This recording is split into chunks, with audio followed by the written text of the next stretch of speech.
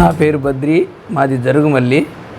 మా అమ్మగారికి 2 days back కొంచెం బీపీ ఎక్కువగా ఉండటం వల్ల ఒంగోలులోని శ్రీ చైతన్య కార్డియాక్ తీసుకురావడం జరిగింది. ఇక్కడికి వచ్చిన తర్వాత మేడం గారు కొన్ని టెస్టులు చేసి బీపీ కొంచెం ఎక్కువగా ఉంది, దాన్ని కంట్రోల్ చేసిన తర్వాత యాంజియోగ్రామ్ చేయాలన్నారు.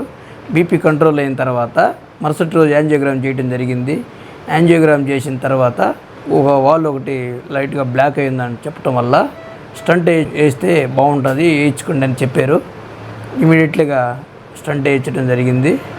ఈ హాస్పిటల్లో ట్రీట్మెంట్ కానీ, మేడం గారు చూసే విధానం కానీ, సిబ్బంది కానీ చాలా బాగుంది, మాకు సంతృప్తికరంగా ఉంది. హాస్పిటల్ డాక్టర్ గారికి, యాజమాన్యానికి, సిబ్బందికి ధన్యవాదాలు.